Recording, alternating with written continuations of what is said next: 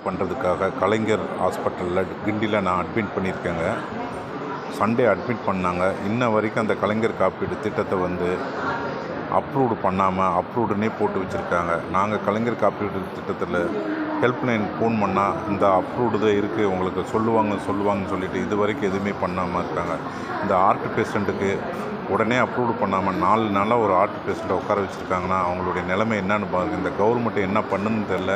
இந்த கலைஞர் காப்பீட்டு திட்டத்தில் வேலை செய்கிறவங்க என்ன செய்கிறாங்கன்னு தெரியல. ஏழை மக்களை இப்படி அநியாயப்படுத்திட்டு இருக்கிறாங்க. பண வசதி இல்லாதனால தான் அந்த கலைஞர் காப்பீட்டு திட்டத்துக்கு நாங்கள் வர்றோம். அதை நீங்கள் அப்ரூவ்டு பண்ணுறதுக்கு இவ்வளோ கஷ்டப்பட்டுருக்கோம். தயவுசெய்து இதுக்கு என்னென்னு எங்களுக்கு ஒரு நல்ல முடிவை சொல்லுங்கள். இந்த திராவிட மாடல் ஆட்சி ஸ்டாலின் ஐயா, இதுக்கு ஒரு நல்ல முடிவை சொல்லுங்கய்யா. உதயநிதி ஐயா, இது நீங்கள்லாம் ஒரு அப்போலோ ஹாஸ்பிட்டலுக்கு போகலாம். அந்த அளவுக்கு வசதி எங்களுக்கு வசதி இல்லாதவங்களுக்கு உங்கள் தாத்தா பேரை கொடுத்துருக்குறீங்க கலைஞர் காப்பீடு திட்டம். அதை எங்களுக்கு அப்ரூவ்டு பண்ணுறதுக்கு இந்த நிலைமையில் நாங்கள் காத்து கொண்டு இருக்கிறோம். தயவுசெய்து இதை என்னன்னு பார்த்து எங்களுக்கு ஒரு முடிவு கொடுங்க.